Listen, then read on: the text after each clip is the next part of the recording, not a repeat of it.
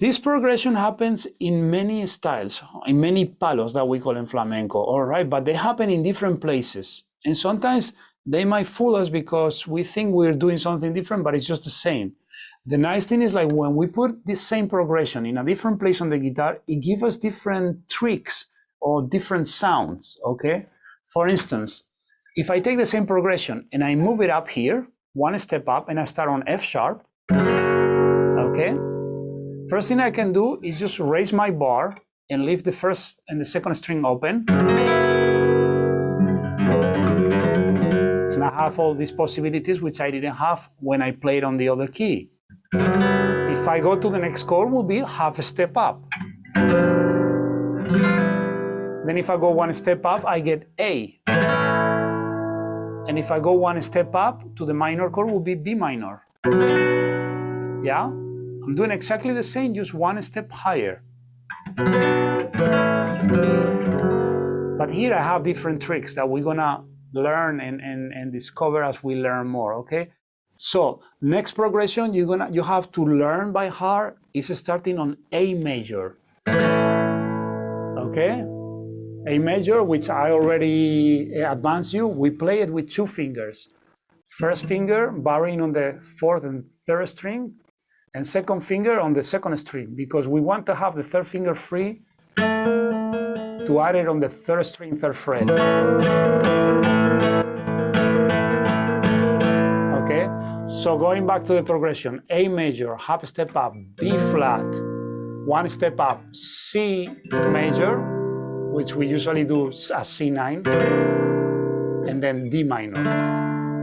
Learn that by heart, and remember, that goes really well with tangos, bulerías, tientos, seguirillas, all right? So if I play it,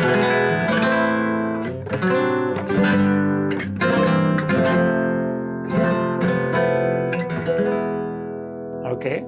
So you see, this would be the same progression, but it would be like more modern, more spiced up with all these fancy jazzy chords or whatever you want to call it.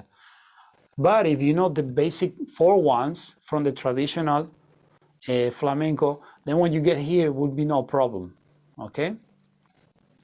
So that's for the chord progressions. Now, there is an exception. There are certain palos, certain styles inside of flamenco that are what we call a tonal in music theory, meaning they are based on the major scale. If you're the kind of guy that is counting 1, 2, 3, 1, 2, 3, 1, 2, 1, 2, 1, 2, you gotta be very alert to see when we do the full circle and when we stay on one half or the other half, which there are many people that does it like that. It's very challenging, it takes time, but finally you get it. And then we have the school of the famous Paco de Lucia, which was one very intelligent guy who actually had a very nice way to simplify the whole thing. And that's what it makes it so musical too, which is counting always 3 and having your foot on the 2 and the 3, which is super tricky at the beginning. You're like 1, 2, 3, 1, 2, 3, 1, 2, 3. So your foot is doing this, 1, 1, 1. This is my foot, 1.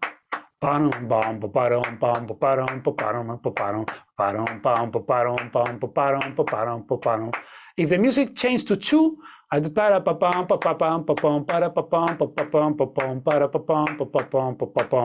you see this part is in 2. 1, 2, 1, 2, 1, 2, 1, 2, 1, 2, 1, 2, 1, 2, 1, 2, 1, 2,